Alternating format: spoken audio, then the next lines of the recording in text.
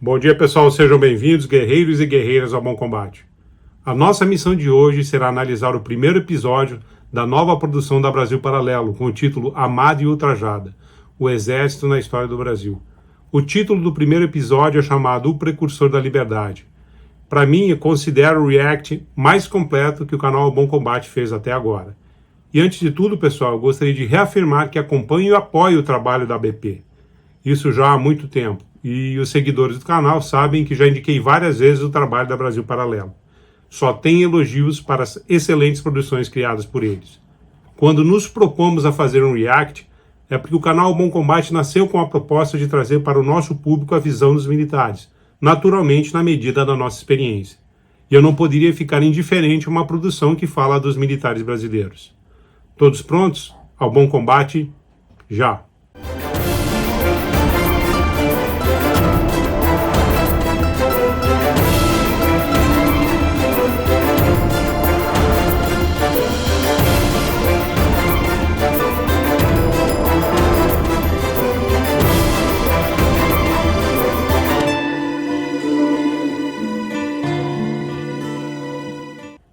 A abrangência histórica do primeiro episódio, que tem o nome de O Precursor da Liberdade, vai do descobrimento do Brasil às campanhas pela independência do Brasil logo após 1822.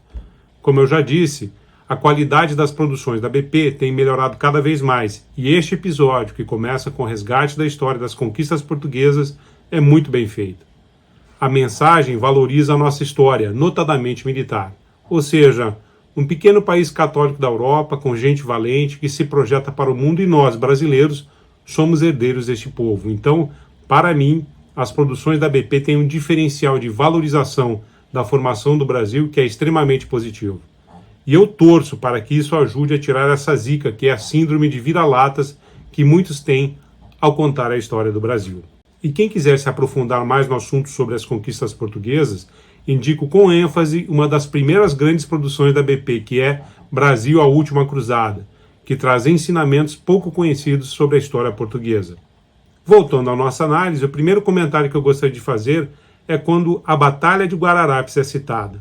Na minha opinião, os comentários sobre o assunto iam muito bem, mas lá pelo minuto 33 disse que a Batalha de Guararapes é usada de maneira propagandística pelo Exército, para indicar o nascimento do Exército Brasileiro, e que não se poderia considerar aquelas tropas o Exército, mas somente o cidadão em armas. O nosso comentário. Para quem não conhece os 30 anos de guerra contra os invasores holandeses, pode até pensar que foi uma organização fortuita, de última hora e eventual contra os holandeses, mas não foi assim. Os holandeses chegaram em Salvador em 1624 e saíram do Brasil de Recife somente em 1654. A Batalha de 19 de abril de 1648, que o Exército usa como referência para o seu nascimento, demonstra o amadurecimento do espírito guerreiro da união das diversas etnias que formavam o Brasil, adaptando as suas táticas contra o invasor. Foram vários anos de ataques furtivos, combates de guerrilha, cercos e fustigação ao inimigo. A Batalha de Guararapes, ricamente descrita pela BP, foi o ápice desse esforço, sendo a primeira de duas grandes batalhas vencedoras contra os holandeses naquela área.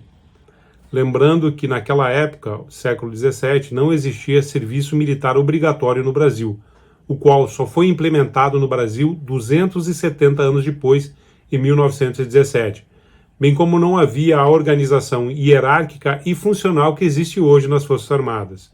Então, o que encontramos em Guararapes não era um exército formalmente estabelecido, mas o tipo de exército disponível para a luta contra os holandeses naquele momento do século XVII, unidos pelo sentimento de pátria para expulsarem um invasor do Brasil. O documentário da BP, por si só, destaca que a grande reestruturação dos exércitos europeus ocorreu pelo exemplo de Frederico o Grande, da Prússia, que aconteceu no século seguinte à Batalha de Guararapes, no século XVIII. Para quem quiser saber mais sobre o combate aos holandeses, eu indico o texto As Guerras Holandesas de 1624 a 1654, do grande historiador militar brasileiro, Coronel Cláudio Moreira Bento, para a revista A Defesa Nacional. O link está na descrição deste vídeo, ou você pode acessar diretamente o texto baixado no nosso grupo no Telegram, tá ok? Outro comentário que eu gostaria de fazer está relacionado com a formação de militares. No minuto 43 fala-se da formação militar. Fala-se da criação das escolas militares com a chegada da família real ao Brasil.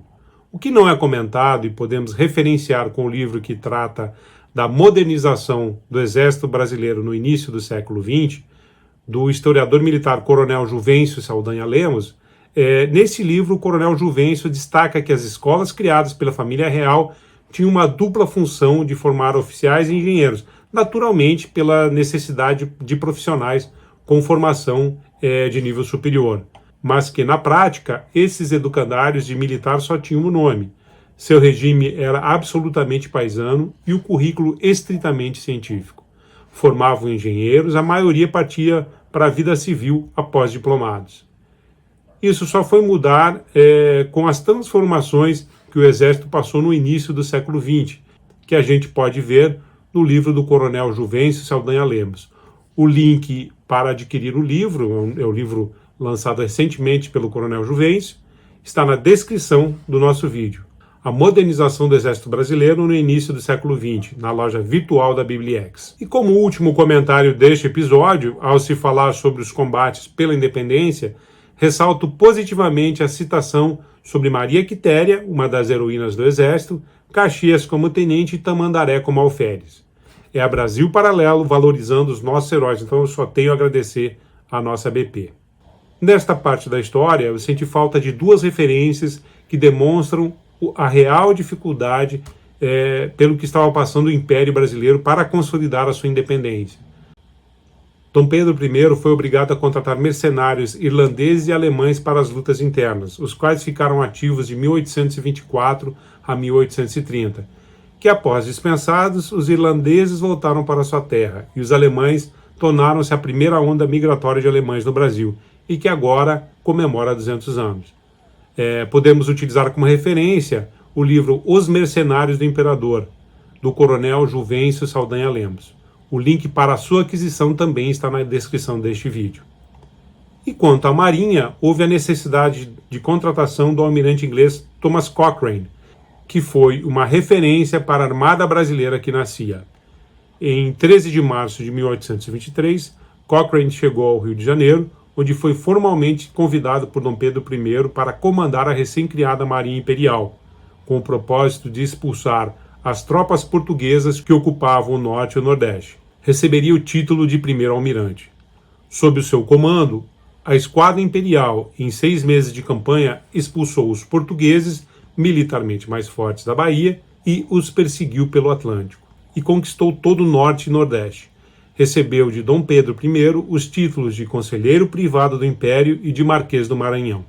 Eu gostaria de encerrar o nosso react destacando a parte introdutória do nosso episódio, onde a Brasil Paralelo relembra da importância do nosso exército para a formação da nação brasileira, incluindo-se princípios, valores, ideias e religião. Vamos lá?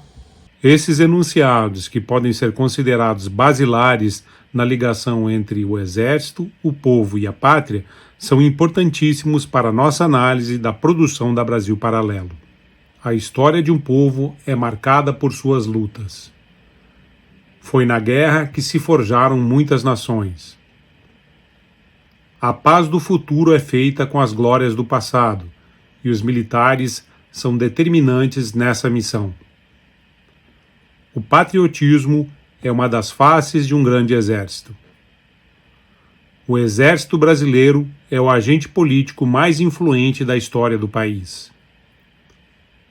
O feriado de 7 de setembro, sempre marcado por desfiles militares, ressuscita o espírito patriótico de uma parte dos brasileiros que rememoram o nascimento da nossa nação. A história do Brasil é a história de sua luta, e a história de sua luta passa pela história do seu exército. Então as guerras passaram a fazer parte da história da humanidade, e de certa forma o serviço militar, a necessidade de militares, a presença de pessoas dedicadas à defesa de um território. Ela se tornou fundamental em todas as culturas. Essa presença militar passou a catalisar, a representar simbolicamente os valores daquela nação. Aquela defesa do território que é própria dos militares, ela não é só uma defesa por um palmo a mais ou a menos de terra. Ela é a defesa de um conjunto de valores, de ideias, é a defesa da própria religião, é a defesa da terra onde estão sepultados os seus antepassados. A história militar dos povos se confunde com a própria história dos povos. É impossível separar a história do Brasil da história da atuação daqueles que, ou no exército formal ou numa milícia, quiseram também defender valores, religião e ideias. Então o Brasil também foi forjado nessa mesma lógica. O Brasil é o resultado de um amálgama, por um lado da mistura das etnias formadoras e por outro de 4 instituições e ao labor que elas desenvolveram ao longo do tempo: o Estado português, a Igreja Católica, a maçonaria e o Exército, por extensão, as Forças Armadas. O Exército também dá uma demonstração de grandeza no próprio território brasileiro, na região do Amazonas, atendendo, assistindo aquelas populações mais distantes das aglomerações urbanas. Ao comentário final, apenas acrescentaria este esclarecimento. Nós militares, treinados para salvar a pátria pelas armas, sabemos que há outras maneiras de salvar o nosso povo, e isso nos traz muita satisfação pessoal, seja na Operação Pipa, em áreas onde o abastecimento de água é restrito, em auxílio à defesa civil no caso de calamidades públicas e, como citado, em áreas onde o Estado não está presente na Amazônia. Quem não conhece a legislação brasileira que trata da defesa nacional acha que o objetivo é somente humanitário, que as Forças Armadas viraram ONGs, mas na verdade é também para o atendimento de um dos objetivos previstos na Política Nacional de Defesa, mais exatamente o 4º Objetivo de Defesa Nacional, que estabelece que devemos preservar a coesão e a unidade nacionais. Este objetivo trata da preservação da identidade nacional, dos seus valores, das tradições e dos costumes do povo brasileiro, assim como dos objetivos fundamentais e comuns a toda a nação, garantindo aos cidadãos o pleno exercício dos direitos e deveres constitucionais. E para cumprir este objetivo de defesa, foram estabelecidas estratégias nacionais de defesa, entre elas a número 4, ou seja, o incremento da presença do Estado em todas as regiões do país.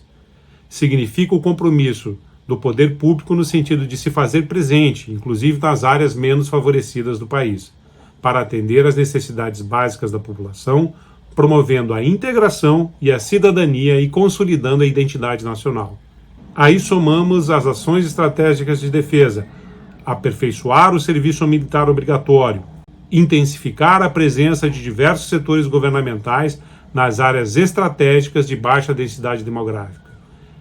E a última ação estratégica de defesa, número 17, intensificar a contribuição de diversos setores governamentais para a proteção, o desenvolvimento e a maior integração da região amazônica com as demais regiões do país. Ou seja, a presença das Forças Armadas no auxílio a populações isoladas atende à estratégia de defesa do nosso país. O esforço de integrar o país, mantê-lo unido e coeso, é uma necessidade identificada pelos governantes desde o Império. E as Forças Armadas conduzem essa missão até hoje, pois somente um país unido e coeso terá condições de se defender. E é isso aí, pessoal. Espero que tenham gostado do nosso React. Lembrando que o objetivo do nosso React é trazer a visão da caserna sobre os assuntos comentados no primeiro episódio da BP sobre o Exército na história do Brasil. Certamente faremos o React dos outros episódios. Só tenho a agradecer o excelente trabalho da Brasil Paralelo, mas se pudermos adicionar conhecimentos para melhorar ainda mais o resultado, estaremos a postos. Deixe o seu comentário com seu apoio ou crítica ao canal Ao Bom Combate. Se gostou, faça a sua inscrição, curta e compartilhe para apoiar o nosso trabalho. Um forte abraço a todos. O preço da liberdade é a eterna vigilância.